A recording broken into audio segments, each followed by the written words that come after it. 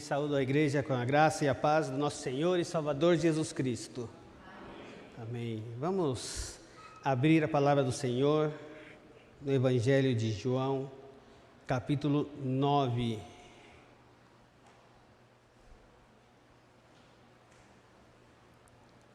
Evangelho de João, capítulo de número 9.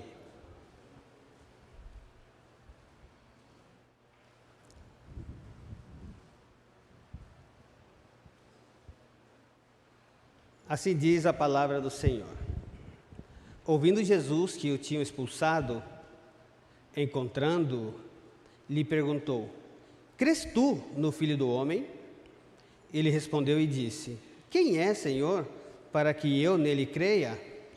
E Jesus lhe disse: já os tenho visto, e é o que fala contigo.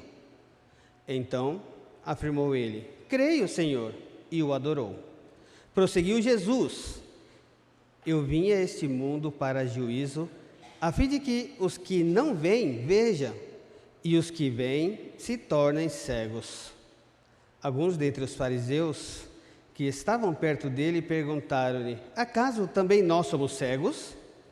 Respondeu-lhe Jesus: se fosseis cegos, não teríeis pecado algum, mas porque agora dizeis, nós vemos, subsiste o vosso pecado. Até aqui a palavra do Senhor. Oremos. Te agradecemos, ó Deus, porque estamos num país livre, ao qual podemos juntos adorar-te, glorificar-te. Te agradecemos, ó Pai, pelo privilégio de ser chamados teus filhos. Muito obrigado, ó Deus. Somos-te gratos porque o Senhor tem feito coisas grandiosas em nossa vida. Primeiro, a salvação em Cristo Jesus e o privilégio de adorar-te. Te agradecemos porque estamos reunidos como igreja e juntos, ó Deus, temos este privilégio de estar na tua casa e olhar um para o outro aqui e chamar-nos irmãos, porque somos filhos do mesmo Deus. Abençoa, ó Deus, a mensagem, abençoa, ó Deus, a cada vida aqui presente, a cada coração, e que nós, ó Deus amado, precisamos ouvir a tua palavra e, se for o momento de exortação, que assim seja, e se for o momento de consolação também, ó Deus. Abençoa a nossa vida e aumenta a nossa fé em Ti. Oramos no nome e pelo amor do Teu Filho amado, Jesus Cristo. Amém. A missão do Filho do Homem. O tema de hoje: você crê no Filho de Deus? Você crê no Filho de Deus? Veremos dois pontos muito importantes. Pensando no tema anual, nós veremos renovados e desafiados. O primeiro tema será renovados, entendendo que Jesus veio para a adoração. E o segundo ponto, desafiados, porque Jesus veio para julgamento. Na verdade, eu tinha colocado Jesus veio para condenação, porque essa é a palavra que aparece lá no texto.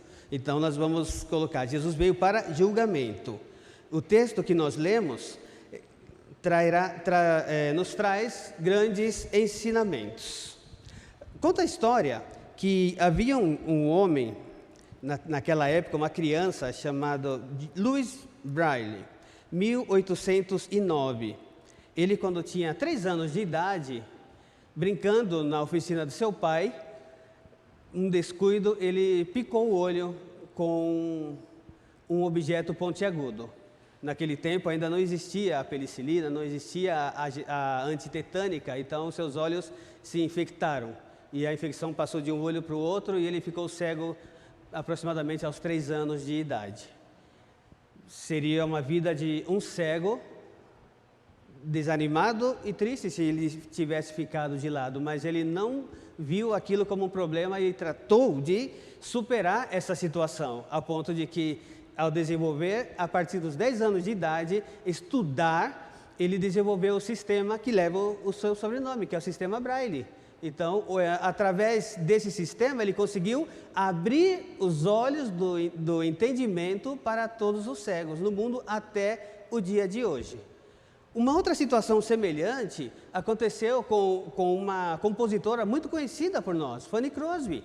Ela, com poucos meses de vida, teve também ali uma febre, uma infecção, a ponto de que ficou cega, com poucos meses de vida.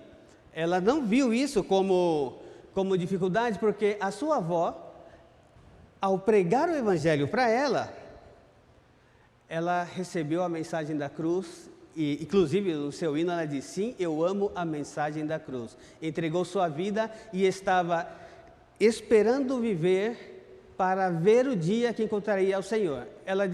Perguntavam para ela uma ocasião, mas você não quer enxergar, voltar a enxergar aqui nessa terra? Ela falou, não, esse mundo já está perdido, é do maligno.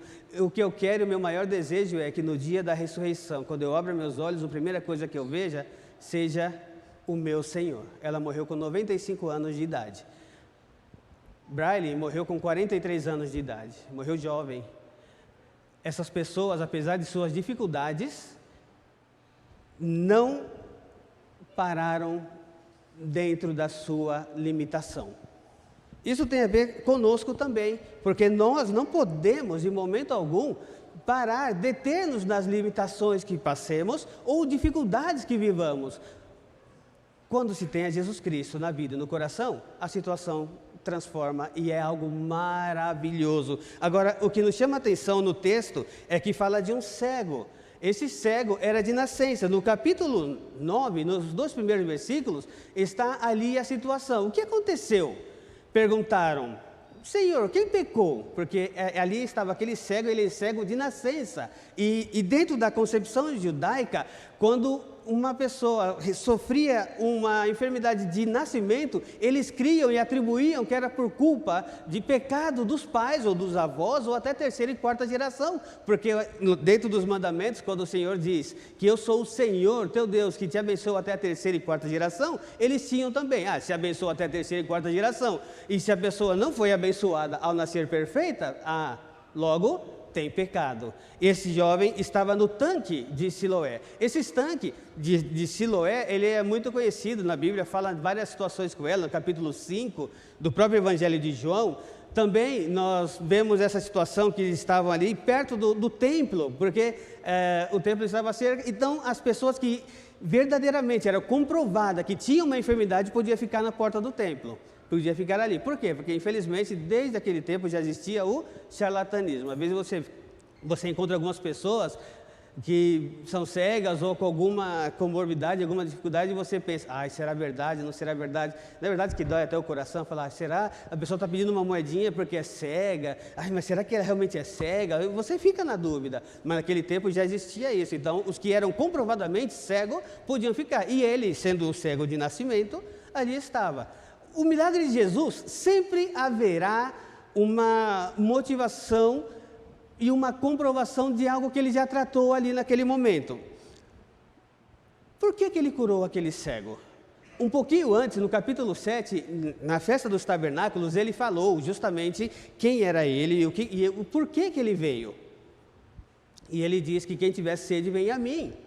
E o Senhor Jesus, conversando, confrontando ali escribas, fariseus, falando que Jesus, como que você se atribui ser filho de Deus? Não existe isso. Você não tem nem 50 anos e fala que falou com Abraão, já estava lá. Achavam que Jesus estava louco. Inclusive tentaram prendê-lo em 2 ocasiões, mas Jesus simplesmente desapareceu. Agora, quando entra no capítulo 8, no versículo 12, ele diz, eu sou a luz do mundo. Mas, nesse intervalo, do capítulo 7 para o capítulo 8, tem aquela passagem da mulher adúltera. E alguns historiadores creem que aquele texto, como que parece que pegou a folha, caiu, onde era, colocou ali, parece que não tem nada a ver uma coisa com outra. Se você prestar atenção, parece que realmente não tem. Mas tem sim, porque naquele versículo, capítulo 8, do versículo 1 até o versículo 11, quando ele trata daquela mulher, tentaram colocar Jesus à prova, dizendo, Jesus veio para julgar o mundo, né? Então falaram, Jesus, essa mulher foi pega em adultério e a lei fala que deve apedrejar. E o Senhor, o que diz? Diz que Jesus estava ali tranquilo, escreveu na areia, aguardando a resposta de Jesus. Jesus se levanta e diz, aquele que não tiver nenhum pecado, a tradução ali mais próxima para nós seria, aquele que não tiver pecado digno de morte, que atire a primeira pedra. Por isso que foi forte a palavra. Disse que escapou um para cá, o outro para lá, passou o tempo, Jesus olha, levanta a cabeça, só estava a mulher e disse, ninguém te condenou? Não, Senhor, ninguém. E o Senhor Jesus tendo a capacidade de julgar, disse à mulher: vai e não peques mais. Possivelmente fosse verdade, mas o processo foi diferente, porque os fariseus queriam pegar Jesus como um legislador.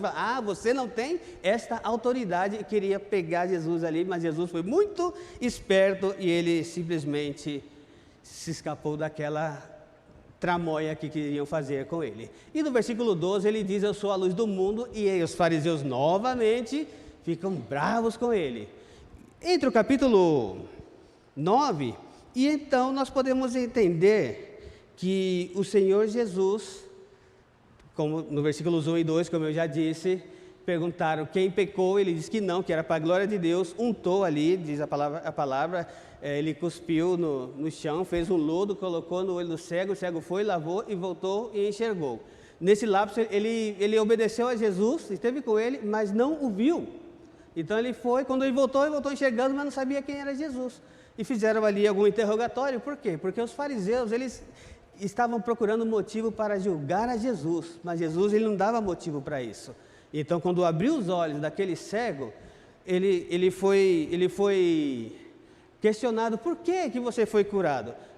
E detalhe, Jesus havia sido um benfeitor para aquele homem num dia de sábado, e eles queriam que sábado não se podia fazer nada, e Jesus fez uma obra, ele cuspiu no chão e fez lodo. Na tradição judaica, para alguns, o simples fato de cuspir, eles consideravam, diz que eles nem cuspiam, diz que atragantavam ali e aguentavam. É um negócio bem estranho, mas eles tinham alguns rituais que não iam dentro, não condiziam com a necessidade. O Evangelho de João, ele foi escrito com essa perspectiva, justamente para tratar com as pessoas mais simples e também demonstrar desde o capítulo 1 até o capítulo 12, nessa primeira parte, a respeito de quem é Jesus. E Jesus ele vai se identificando aos poucos, é uma revelação progressiva. No capítulo 8, como eu disse, ele diz: eu sou a luz do mundo. No capítulo 10, ele diz que é a porta, ele diz que é o bom pastor. No capítulo 11, é a ressurreição e a vida,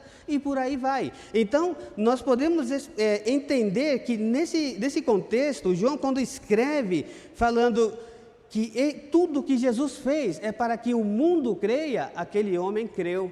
E é sobre isso que nós vamos falar. Aquele jovem, ele foi questionado pelos fariseus, e ele em um dado momento disse: olha, eu não sei, eu sei que ele fez lodo no meu olho, eu fui, lavei e voltei enxergando. Aí perguntaram para os pais dele: olha, o que aconteceu? Por que seu filho, não que ele era cego, era mentira? Não, ele realmente era cego e agora enxerga. Tá bem, então, mas por que ele fez isso? Por que agora? Olha, não sei, ele tem idade suficiente para responder. Em outras palavras, fala: ele está bem grandinho, pergunta para ele que ele... E então ele começou a pregar, falar: olha, esse homem fez esse milagre. Você também está seguindo esse Jesus? Não estou falando isso, eu estou falando simplesmente que eu era cego e agora eu enxergo. E aí houve aquela discussão, e no capítulo 9, no versículo 34, nós podemos observar algo grandioso, dizendo que no último momento diz que eles retrucaram, dizendo: você é nascido em pecado e quer ensinar a nós, e o expulsaram. Por quê? Porque ele falava aquilo que ele via, sentia, e aquilo que ele estava vivendo no momento. Tem a ver com a nossa conversão. Não sei quando vocês se converteram, você se lembra que naquele momento você tinha aquela vontade de falar de Jesus para tanta gente? Parece que esse ímpeto vai diminuindo, e eu não sei porquê, mas não sei se entra o comodismo. Há estatísticas que dizem que a pessoa, quando é nova convertida, ela fala mais de Jesus nos primeiros 2 anos, e depois parece que vai diminuindo e vai tranquilizando e acomodando. Não é o tema que eu quero trazer para vocês, mas o que eu quero trazer é: esse homem simplesmente ele falou de Jesus, mesmo sendo objeto ali de perseguição dos fariseus, que queriam buscar um pezinho, qualquer coisa para julgar a Jesus. O cego não era o problema para os fariseus, ou seja, eles não glorificaram a Deus porque aquele homem era cego. Esse homem faz... Em algumas ocasiões, ele diz: esse Jesus ele faz milagre pelo poder do diabo, do Beelzebu. Olha só, eles queriam criticar a Jesus e encontrá-lo de toda forma. Aquele homem ele não era amaldiçoado, e o Senhor Jesus mostrou que isso não existia. Existem algumas religiões, denominações que creem em maldições hereditárias. Aconteceu isso com o seu filho porque, olha, talvez você pecou quando concebeu o seu filho, você estava em pecado. Quem sabe o seu avô, o seu tataravô. Então, aí tem aqueles rituais de orações, de quebra de maldições, para que a pessoa seja livre. Mas, olha, eu quero dizer uma coisa para você. A pessoa, quando está em Cristo, ela é livre. E a palavra de Deus diz que quem é de Cristo, o maligno não o toca. Então, se você está em Cristo, você está livre desse tipo de maldição que as pessoas creem que trazem, porque você, quando está em Cristo, a palavra de Deus nos diz, quem está em Cristo é uma nova criatura, as coisas velhas passaram e todas são feitas novas. Você crê nisso? Você crê que Jesus, ele pode fazer nova todas as coisas? Então, quando os expulsaram dali da sinagoga, em outras palavras, diz que eles os excomungaram. No versículo 22 do capítulo 9, diz assim: isto disseram seus pais, porque estavam com medo dos judeus, pois já haviam assentado que, se alguém confessasse ser Jesus, o Cristo, fosse expulso da sinagoga. Então, o que eles não queriam? Que Jesus fosse confessado como Cristo. E o jovem, ele confessou Jesus como Cristo de uma maneira direta ou até mesmo indireta. No capítulo 9, ainda que nós estamos, nós podemos observar a partir desta breve introdução, o primeiro ponto, que é renovado. Jesus veio para adoração. Quando você diz que Jesus veio para adoração, devemos lembrar que nós fomos criados para adorar a Deus. No nosso Catecismo Maior de Westminster, são várias perguntas. A primeira é a clássica, e todos sabemos e respondemos com muita propriedade: qual é o fim principal do homem? Por que você nasceu? Para adorar a Deus e gozá-lo por todo sempre. Algumas versões para glorificar a Deus e adorá-lo por toda a eternidade. Você nasceu para adorar a Deus. A afirmação daquele homem disse que ele creu e adorou. Essas duas palavras são importantes, nós devemos prestar atenção. Quando diz que ele creu, é além de acreditar. Tem gente que simplesmente acredita em Deus. Muitos acreditam que Jesus pode fazer grandes coisas. Outros, acreditando que Deus possa fazer algo que eu necessite, seguem a Jesus. E não é bem assim. Nós cremos e adoramos. O crer aqui é confiadamente, é depositar toda confiança em Jesus. Quando ele foi questionado: você crê no Filho de Deus? E aquele jovem disse: mas quem é? Ou seja, ele sabia que existia, que houve alguém que há pouco tempo estava ali, que o curou, perguntando se ele queria ser salvo, colocou ali o lodo, mandou para o estanque, ele foi curado, ele estava procurando esse homem. Mas isso também para nós traz um grande ensinamento. Jesus, ele vai ao encontro do pecador. Então não é você que se converte, é o Senhor que toca. Por isso nós falamos, não é quando eu me converti, mas quando eu fui alcançado por Jesus. Quando eu fui alcançado pela graça de Deus. Quando você entrega a tua vida em Jesus, você acredita, mais do que acredita, você crê que Ele é. E nesse contexto aqui, que Ele é a luz do mundo, que Ele abriu os olhos, assim como você, que um dia andava cego, você andou em cegueira, e o Senhor Jesus alcançou e abriu os olhos da fé, e você, através do Espírito Santo, tocando na sua vida, com aquele toque regenerador, você passou a ser uma nova criatura, e quando você abriu os seus olhos, você compreendeu a palavra de Deus. Por isso a palavra de Deus, nós cremos e entendemos que ela é iluminada pelo Espírito Santo, porque a revelação já foi completada. Então, quando nós lemos, nós somos iluminados pelo Espírito. A palavra de Deus diz lá em Salmo 119 que a palavra é lâmpada para nos pés e luz para nosso caminho. Então, nós cremos na palavra de Deus. A palavra de Deus disse que muitos criam, mas no sentido de acreditar e simplesmente pensando, Jesus pode dar algo, pode fazer alguma coisa. Mas além disso, Jesus ele queria demonstrar que aquele homem teve a melhor decisão. A primeira palavra crê, a segunda diz que ele crê e adorou. Essa palavra adorou, ela traz algumas traduções que na própria Bíblia que nos faz pensar. Uma delas é que, lembra quando estava Marta e Maria, Lázaro havia morrido, capítulo 11, disse que, olha, Jesus está aí. Disse que Maria foi correndo e se prostrou diante dele e falou, Senhor, se o Senhor estivesse aqui, meu irmão não teria morrido. Essa mesma palavra, diz que ela se prostrou e adorou. Então, há uma tradução assim bem próxima, para que nós entendêssemos assim de maneira completa.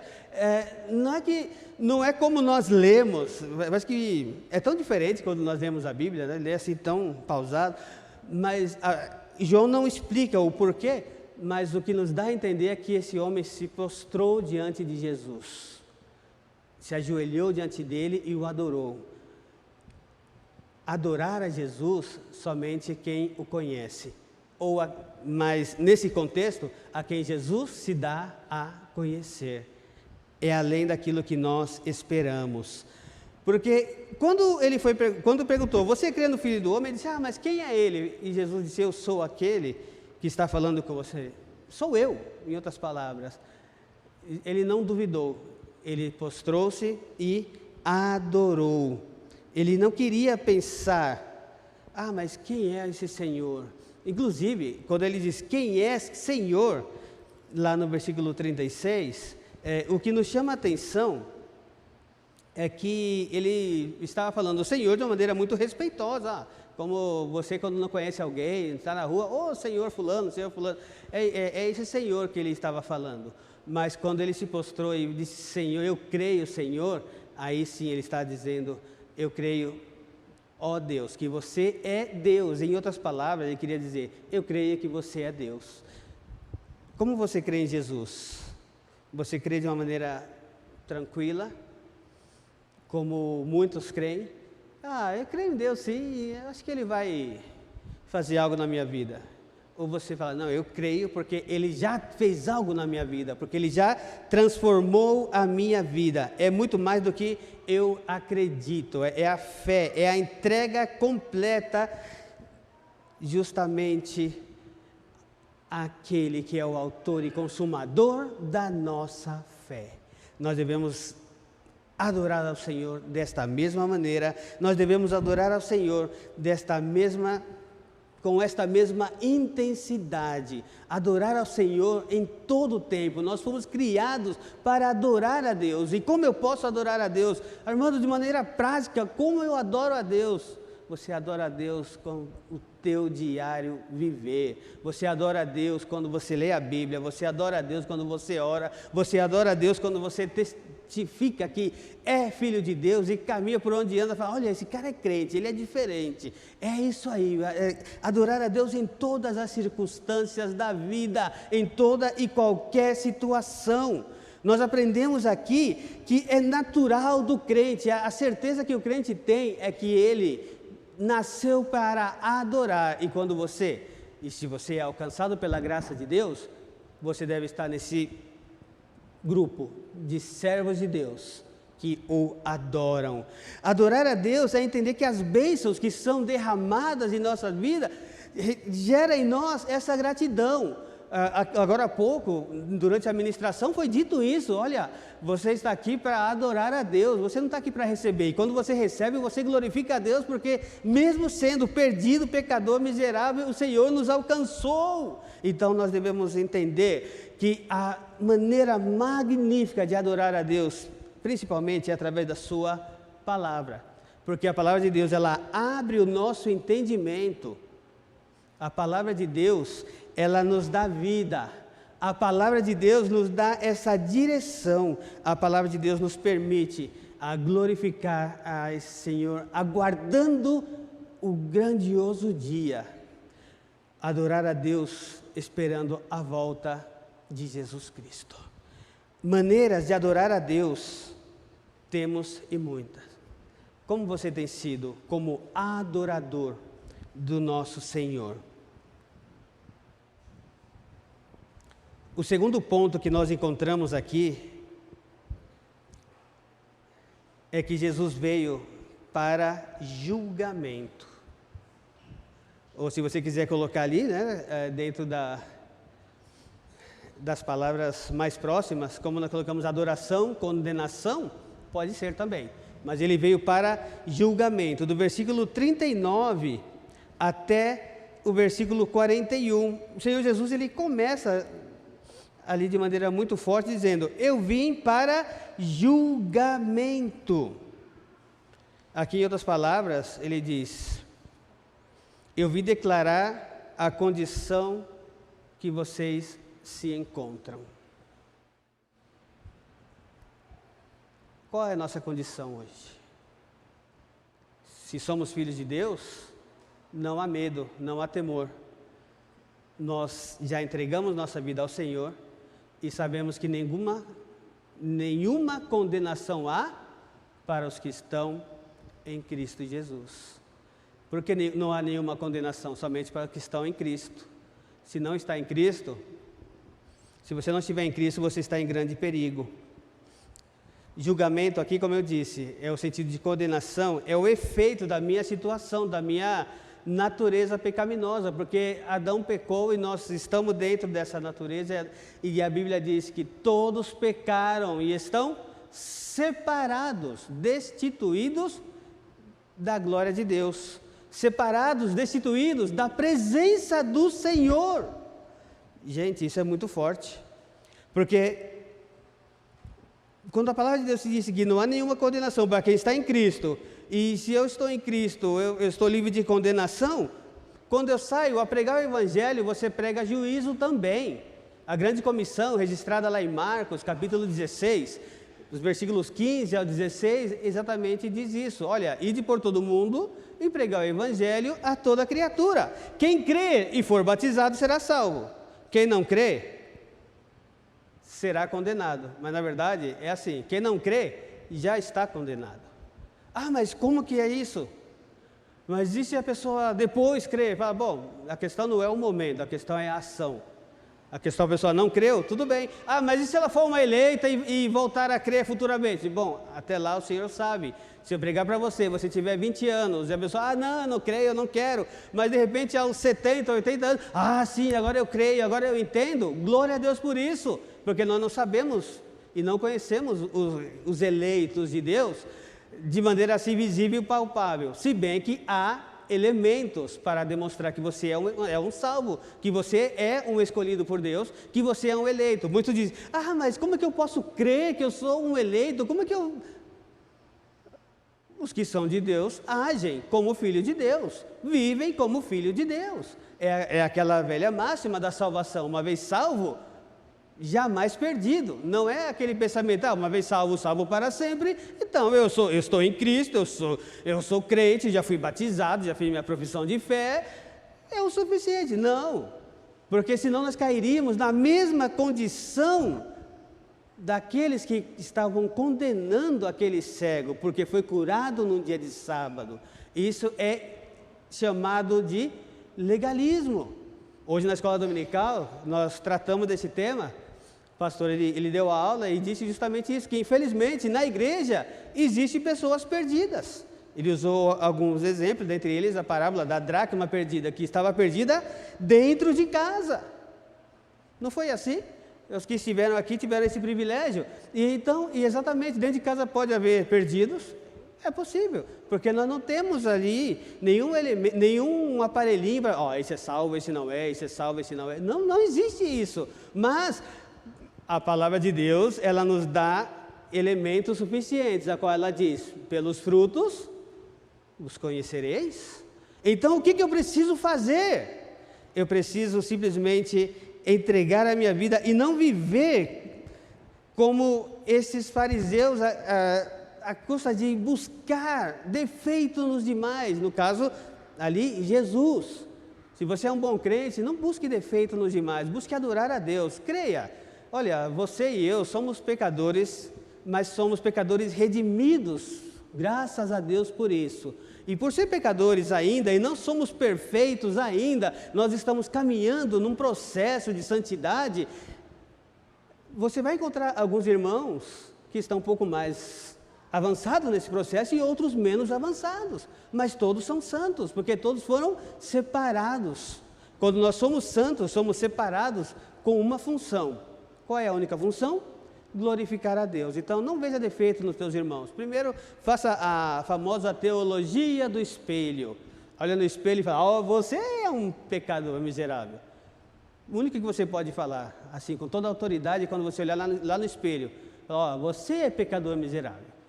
Fora isso, você não pode estar acusando e condenando. Você pode orientar, se você perceber, ouvir que um irmão é em pecado, ou situações adversas, situações que não glorificam a Deus, que não adoram a Deus, você tem essa responsabilidade, porque a Bíblia assim nos exorta que devemos ajudar, exortar uns aos outros, com amor, não para condenação.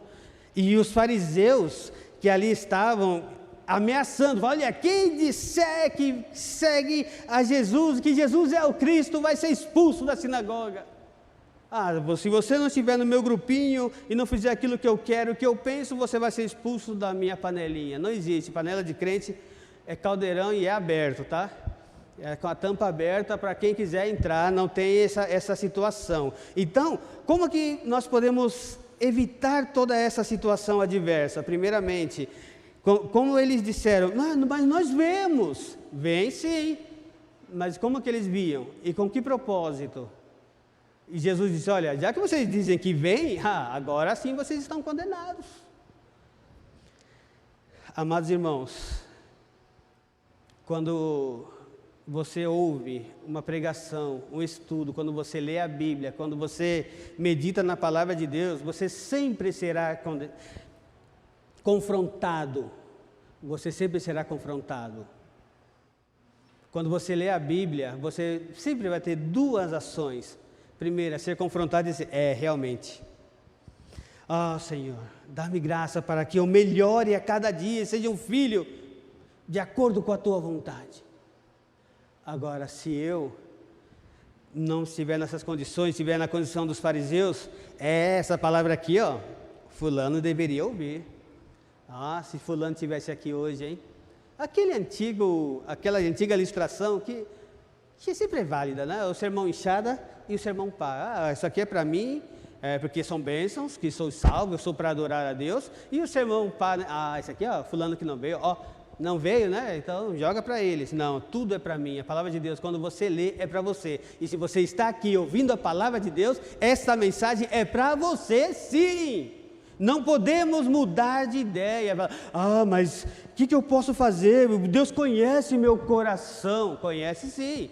E justamente a palavra de Deus também diz que Deus conhece o coração. E fala que o nosso coração ele é enganoso, desesperadamente corrupto. Então, quando o Senhor Jesus diz ali, olha, eu entendo tudo o que está passando, se você entregasse a tua vida, tudo bem, mas já que você não quer, você está aqui para a condenação. Jesus respondeu, versículo 40, alguns dentre os fariseus que estavam perto dele perguntaram, acaso também nós somos cegos? E nós que estamos aqui, alguém que ainda está na cegueira do seu entendimento, sabe que tem gente que anda cega, porque acha que as coisas têm que ser do jeito dela, e se não é assim é porque Deus não me ama. Não pode ser assim, amados, nós devemos prestar bastante atenção. Agora sim, versículo 41, quando ele diz, mas nós não somos cegos, se fosseis cego, não terias pecado algum. Se você realmente fosse cego, você teria oportunidade de aprender a verdade. Em outras palavras, seria isso. Se você fosse realmente ignorante à palavra de Deus, como um dia nós fomos, quantas vezes no passado, não sei a tua vida, aos que nasceram num lar cristão, glória a Deus por isso, mas ainda assim, nascendo num lar cristão, as tentações do mundo são fortes. Nós devemos estar bem preparados para isso, para entender a nossa ignorância e glorificar a Deus, porque se eu fosse sem pecado e sem culpa, mesmo nascendo no lar cristão seria fácil, né? Mas ainda assim, nascendo no lar cristão, eu devo ficar muito atento para não viver como um fariseu. Nós devemos entender, dentro dessa mensagem, e justamente isso, que as pessoas, elas não são condenadas pelo que elas podem fazer ou pelo que elas querem fazer. Elas são condenadas por rejeitar ao Filho de Deus. Os fariseus, no contexto que nós lemos aqui, eles já estavam considerados condenados, porque eles não queriam entender que Jesus é o Cristo. Nós não somos condenados porque estamos dispostos a receber a verdade. Porque se fosse assim, hein? Quantas vezes nós recebemos a palavra de Deus? Alguns deram mais trabalho, outros menos. Alguns receberam ali mensagem do Evangelho durante toda uma vida e no final da vida decidiram seguir a Cristo. Outros não, outros nasceram lá e seguiram e teve seus altos e baixos. Alguns saíram, voltaram, mas a palavra, a mensagem é basicamente a mesma. E eles consideravam que enxergavam, então o pecado dele permaneciam porque eles diziam, você diz que enxerga? Você não está enxergando é nada, em outras palavras. O que Jesus queria dizer aqui para esses homens era, se fossem cegos não terias pecado algum, mas porque agora dizeis, nós vemos, o pecado está em vocês. Vocês não veem, porque vocês veem aquilo que querem. Para nós, como crentes, não se aplica. Você, quando lê a palavra de Deus, é isso mesmo que está escrito. Você tem que estudar, meditar e falar, Senhor, misericórdia. Ou quando é uma mensagem de consolação, Senhor, obrigado. Mas geralmente quando nós somos confrontados com a palavra de Deus, a tendência mais natural é, depois eu estudo isso com mais calma. E esquece. Não, nós devemos ser crentes verdadeiramente, entregando a nossa vida a Jesus Cristo. Assim como Braille teve essa oportunidade na vida dele, de não tornar uma vida comum, um cego comum, possivelmente pedindo esmola, ele conseguiu desenvolver um projeto, então a vida dele foi transformada, ele conseguiu abrir os olhos dos cegos para muitas coisas, porque o método Braille, assim como você tem assuntos espirituais, você também tem assuntos não espirituais. Fanny Crosby, ela teve a melhor sorte, eu diria, entre os dois. São praticamente contemporâneos. Ela conheceu o Senhor Jesus e ela entendeu que Jesus, sendo a luz do mundo, iluminou o seu coração, todo o seu ser, sua vida, seus olhos espirituais. Se bem que alguns teólogos creem que o que é aberto é todo o nosso corpo, né? Não é só o olho que é aberto, o coração também, a mente tudo é iluminado. Tudo bem, mas o mais importante é saber que essa mulher, ela tinha uma segurança. O hino 144, não é o que nós vamos cantar hoje, ela diz, né? Que segurança eu sinto em Jesus, pois nele gozo paz, vida e luz. Não me atrevo a cantar aqui, né, como pastor, porque aí vai ficar feio, né? Então é melhor ficar quietinho assim. Então, amados, devemos entender uma coisa: é correto prestar atenção e prestar adoração. Preste atenção como você tem adorado a Deus. É correto prestar adoração a Jesus. Jesus, ele não proibiu a adoração, tanto é que esse homem, quando entendeu quem era Jesus, creu nele, diz que ele se prostrou. A Bíblia diz que ele adorou a Jesus. Eu creio e o adorou. Aqui, dentro de algumas conjecturas, podemos pensar que ele se prostrou e adorou. Os fariseus, eles conheciam a Jesus e o criticavam, e não queriam reconhecê-lo como o Cristo que havia de vir. Uma tradução persa diz que esse homem ele se curvou e adorou. Uma outra tradução diz que e caindo o adorou. Por isso alguns teólogos estão de acordo que muitos se prostraram a Jesus. Irmãos, prostre-se diante do Criador, prostre-se diante de Jesus. Nós devemos prestar atenção que a nossa vida ela é entregue a Jesus Cristo e é dia após dia que essa adoração deve acontecer. Por quê? Porque o mundo está perdido. A palavra de Deus disse que o mundo jaz em trevas. A palavra de Deus disse que aqueles que andavam em trevas viram grande luz. Você um dia andava em trevas, você um dia estava perdido e encontrou a Jesus. E se você não está nessa condição, se você ainda não encontrou e não entregou sua vida a Cristo, esta é a oportunidade, entregar-se totalmente e seguir. Eu quero seguir a esse Jesus que é a luz do mundo. Porque para adorar, é necessário conhecê-lo. E Ele se dá a conhecer. Devemos estar atentos para seguir a Jesus, o Filho do Homem. E eu pergunto, você crê no Filho do Homem? Porque Ele veio para adoração e também veio para condenação. Ele veio para adoração, porque nós devemos adorá-lo, e veio para julgamento, ele veio para julgar. Aquele que não crê já está condenado.